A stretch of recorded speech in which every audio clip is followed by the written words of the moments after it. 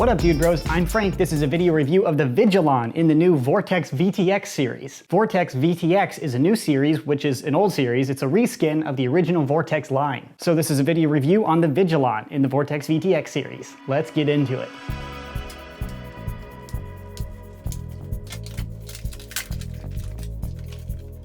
Included is the blaster, a few discs, and the instructions.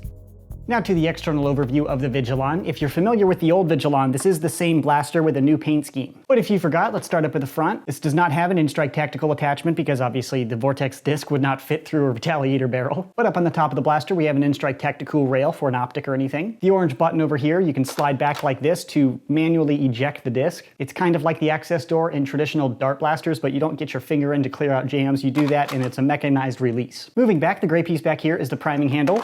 It's a spring-powered blaster, that's how you prime it. You're not able to prime it if you do not have any discs loaded in the internal magazine right here. To the internal magazine, the Vigilon holds 5 discs ready to go. And to open up the magazine, you can hit the mag release right here, and it's also available on this side. When you pull that slide, the little door opens up, exposing the internal magazine. This is not a detachable box magazine, it's built into the blaster with a capacity of 5 discs. To load, you can just place in the discs like this.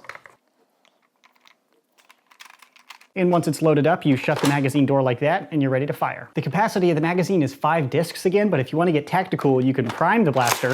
So now one's in the chamber, 4 in the magazine, you can reopen the magazine to put in 1 more. So the capacity could be referred to as 5+1. To the trigger pull, it's a pretty normal spring release, and this blaster does not have slam fire. Down to the grip, it's a pretty comfortable ergonomic grip. It is a little thinner than like an in-strike equivalent. I have pretty large hands and I can't complain too much. It's a pretty usable grip. And at the bottom of the grip, you have a little ring for a lanyard or like a sling or anything like that. That's the external overview of the Vigilon. Let's see it fire.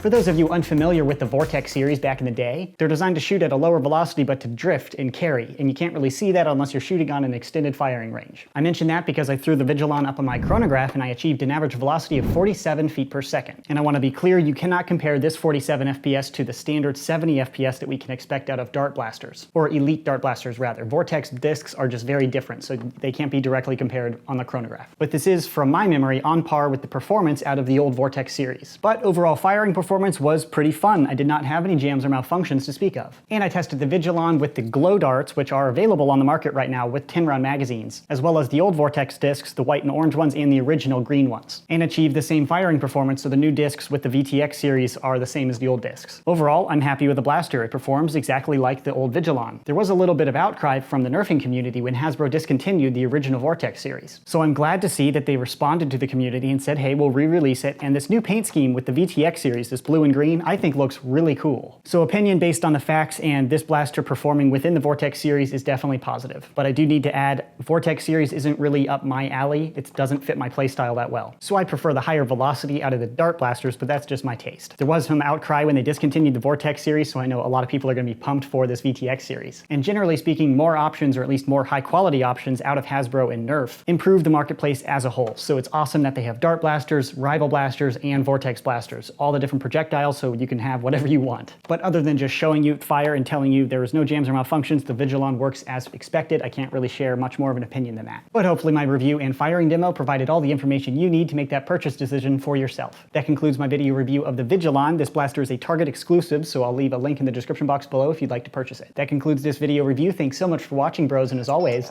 stay tactical.